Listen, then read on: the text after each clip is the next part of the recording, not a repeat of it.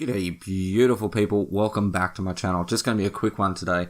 I've been thinking over the last few days about something that kind of has me a little bit worried about these games that we are kind of putting under the quote-unquote Paragon 2 banner.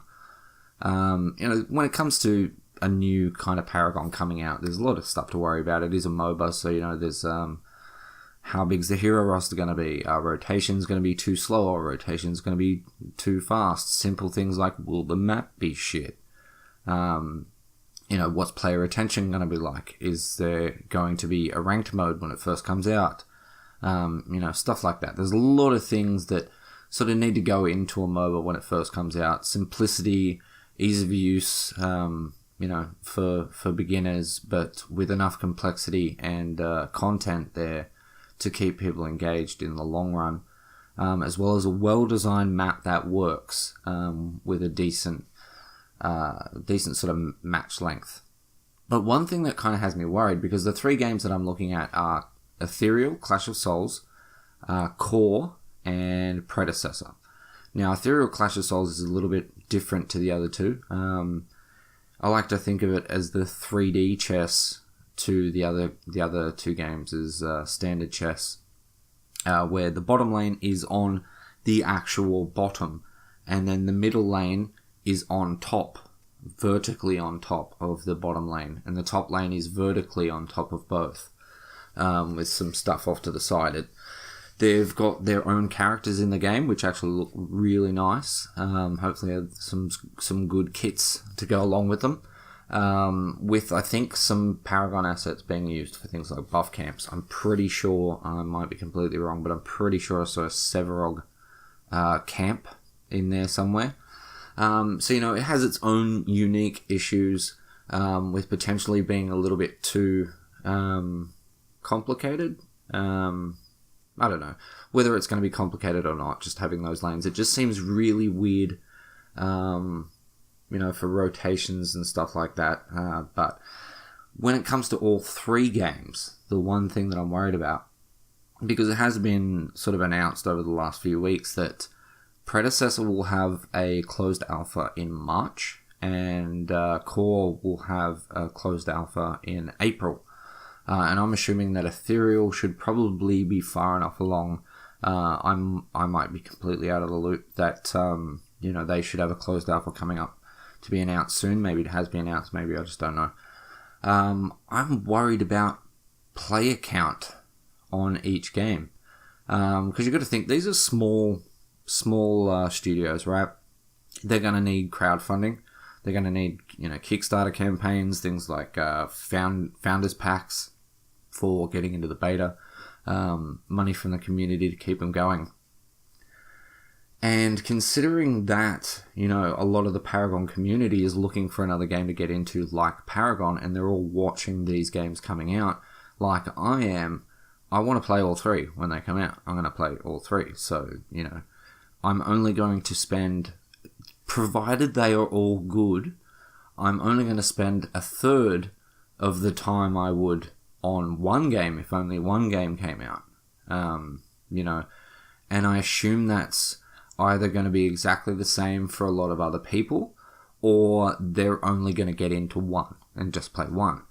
So, you have to assume that the majority of people that are going to play these games when they're in alpha and in beta are probably going to be members of the old Paragon community. So they're either going to pick one, or they're going to spread their time over three games. So I don't think, I don't think they're going to have the concurrent numbers. Well, I'm worried that they're not going to have the concurrent numbers and the financial backing from the community that they deserve or potentially want. Because as I said, the player base is potentially going to split up. Just think about it yourself. If all three games launch into beta within the same couple of days, which one are you going to play? Are you going to play all three? If all three of them are equally good, there's nothing that you dislike about any of them. You love as much stuff in each of the three games. Are you going to play every single one of them, every day? Or if you only play on the weekends, are you going to just play one weekend, just play one the next weekend, or are you just going to pick one? I think there's a lot of people that either don't have time for all three, or don't have the money to put into all three, or have no interest in putting time in three. I think a bunch of people are just going to pick one and stick with it. So I'm kind of worried that there's not going to be this humongous player base for all three games, because the potential player base is going to be split up maybe across all three, potentially just two. In my mind, I want all three of them to be good. I want all three of them to be successful, because I think anyone that makes a game because they love it, and there's passion behind it, I want them to be successful. But at the same time, I'm just, I can't see myself being able to support all three. Considering you're going to have to play, potentially depending on how heroes work in each of the games, maybe unlock heroes, progress through the leveling system to get certain items or whatever might potentially be involved in all three of these games. I don't want to be doing that on three different games. I play a lot of Destiny, which is a game where you need to spend a lot of time in it to get all the stuff and things. I also love playing Warframe. I don't have enough time to play both of those games enough for what I feel I need to play in them to get everything that I want. And the same could be said with these three games. I don't think I can spend enough time to be as good as I can in one of them, while also playing the other two. But that's just something that I'm worried about. I wonder what you think. So if you have an opinion on that, let me know down in the comments. If you are watching these three games, let me know which one you're more excited for. Are you intending to just play one? Are you intending to play all three? Are you interested in crowdfunding any of these games? Are you going to crowdfund all three? Or is that just too expensive? But let me know down below. Like, comment, all that shit.